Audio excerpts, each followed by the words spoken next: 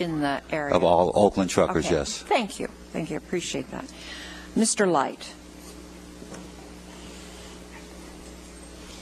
Good afternoon, Madam Vice Chairman, is it, and board members. My name is Ronald Light. I'm Executive Director of West State Alliance, which is the Port of Oakland Truckers Trade Association. I'd like to try to hit a few high points, if I may. Our organization over the past 6 months has submitted comments to Chairman Nichols, to the board members individually, to the board collectively during the last 15-day open comment period. We can only hope that you avail yourselves of our written comments where we go into great detail and analysis and documentary support of our various positions.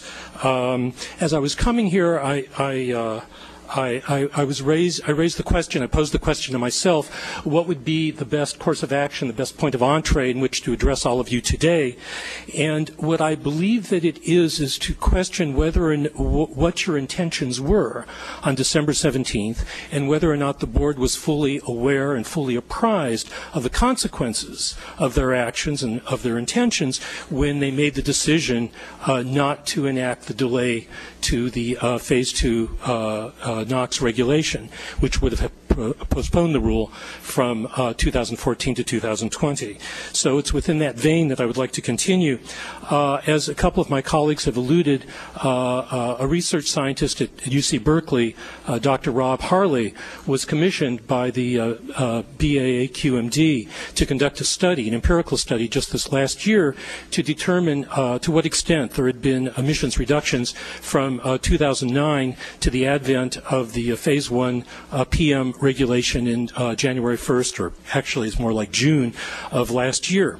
And as my colleagues have alluded, there was a 50% reduction in PM diesel emissions and an unanticipated 40% reduction in NOx, and that's extremely significant because what it reflects is the fact that as older trucks were phased out and newer trucks were purchased largely at the expense of the port truckers themselves, it's created a vast unanticipated improvement in NOx reductions, thereby eliminating the need to remain consistent with the implementation schedule for Phase 2 that had been adopted. And in fact, staff had proposed, as you well know, a delay in implementation of the Phase 2 rule until 2020, in part to reflect the fact that there were far fewer emissions being emitted into the atmosphere during this period. As my colleagues also have intimated, one of the big issues was the fact that when the Phase 2 rule was originally adopted by this board, it was predicated on the existence of not only of PM filters, but of NOx reduction filters. And in the case of vehicles of 2004, 5, and 6 engines, the idea was that as those trucks required diesel filtration, that a dual-purpose diesel and NOx emissions reduction filter could be purchased and retrofitted. In fact, that does not exist. It has not been developed. It's not been submitted to the CARB board. It's not been approved. It's not on the market. So all of those 2,700 truck owners have no option when it comes time for them to retrofit their trucks. They would do so, this is with PM emissions filter, they would do so with the foreknowledge that on January 1st, 2014, that their trucks would no longer be compliant due to the NOx emissions rule. That means that they would need to purchase a $20,000 filter, and it would keep them in compliance for perhaps 1 year. I'm sorry I've gone over. I did have a few more points to make. That's all right. I felt that because you represented a larger group, you could have 15 seconds extra. Mr. Light, I appreciate your comments, and I thank you. And I'm going to have to tell you that I have to review your submittals, and maybe other board members will have some questions. And I'm sorry, board members, I didn't ask if there were any questions on your behalf for any of the other speakers, but this would be the time. And then I'm going to ask staff to perhaps make some remarks and make a suggestion about where we might go from here. But first, let me just invite any questions, if there are any of any board member. Yes, Mr. Goldstein. Thank you, Mrs. Reardon. We'll ask Cynthia Marvin maybe to provide a brief overview and provide some context about where we are, and right. she can respond to some of what you just heard. And then perhaps some direction of what the next step might be. Right. But why don't you do the overview and response, and then we'll... Thank you. We've certainly are very well aware of the level of concern in Oakland, have spent a fair amount of time listening to those concerns, looking ourselves at what was possible from an assistance standpoint, and also trying to assess what the impact is in terms of the number of trucks.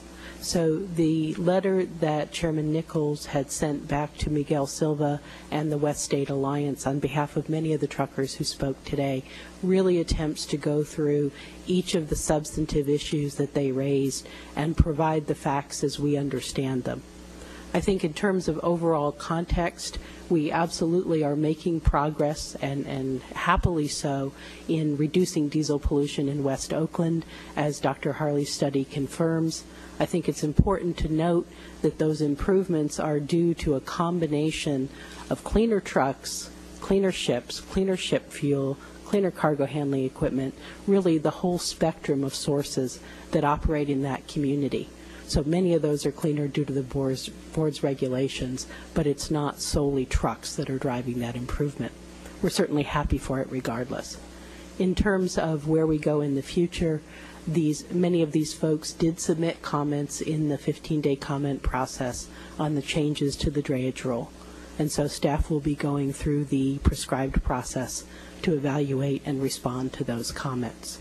Separate from the regulatory process, I've been in some discussions with a city council member from Oakland who has raised many of the same financial concerns and expressed an interest in looking at how we can find new ways to help finance additional upgrades at the Port of Oakland.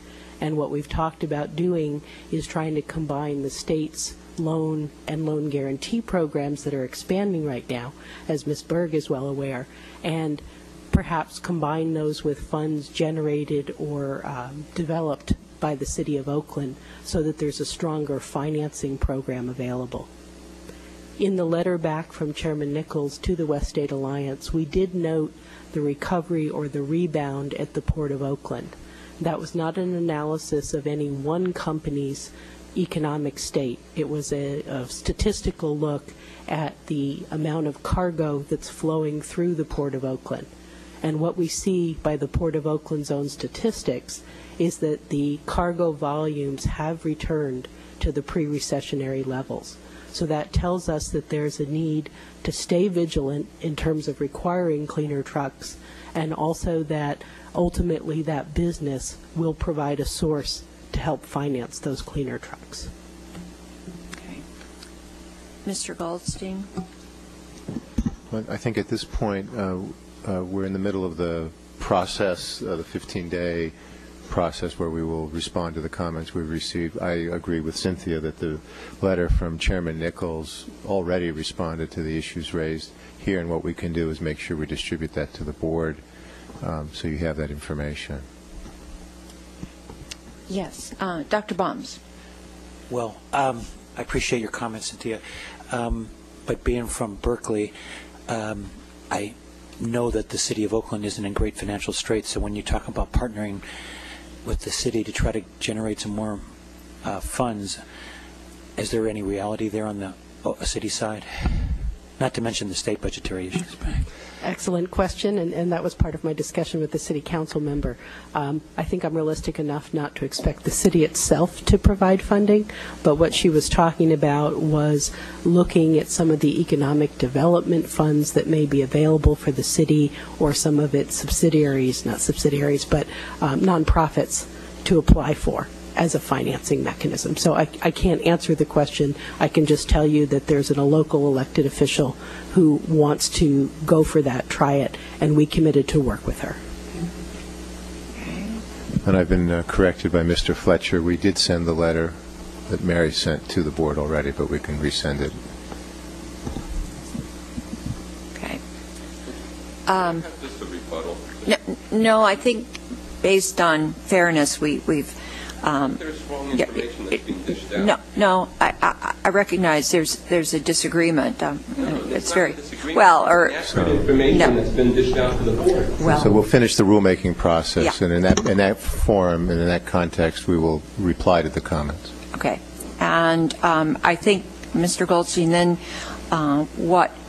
after you've done that, I think because of the interest shown by the speakers, that then it would be helpful if you then made that information available to us. Lots of times after the 15-day comment period is over, or our 15-day period is over, then that moves on. I think in this case, perhaps we'd like to be a little bit more aware of the response. In terms of looking at opportunities for funding, realistically, cities are in straits now, the state's in a strait. If the port has come back financially, or well, not financially, let's say that the trade or the commerce there has come back, is the port doing anything to help in this regard at all? No. No. Cynthia? No? Or yes? Unfortunately, no, but that would certainly be another potential source of funding to help this sort of financing program. Do we have we contacted, forgive me, because you probably have told me this and I just don't remember. Have we contacted them? Have we asked them? Have we worked with them at all to see if there was any interest in helping? We've certainly had that discussion. Both the Air Resources Board staff and the Bay Area Air Quality Management District staff have had that discussion repeatedly with the Port of Oakland, but we are willing to have that again and make that pitch. Okay. I think it would bear, doing again. I think sometimes if people are presented, as we have been today with some of the individual stories, maybe there would be an interest. I don't know if there's a model to follow in the ports of Long Beach and L.A. Maybe there's a model there. Do I not remember that they did something? Yes. Yeah, down in Southern California, the two big ports were very aggressive in both setting their own requirements for access to the port for cleaner trucks. They established a dirty truck fee. They raised money by allowing those dirty trucks to come to the port prior to the ARB regulation, and they took that money and then a number of port operating revenues and greatly subsidized the transition to cleaner trucks. Okay. The Port of Oakland contributed $5 million to the overall funding program that was implemented in 2009 and 2010, but it is a much smaller contribution proportionally than the Southern California ports. They considered doing a gate fee and a similar program to the LA and Long Beach situation, and the Oakland Board of Port Commissioners declined to pursue that approach. Okay. Are they governed similarly, the three ports? In other words, is there any difference in the governance, the way it's set up? I think there are some technical differences, but from a general sense, I would say each of the ports are run by an appointed board of commissioners, either port or harbor commissioners, generally appointed by the cities where those ports are located. Okay. All right. So in Oakland, the mayor appoints the board of port commissioners. But they do run independently. Right, but I'm trying to decide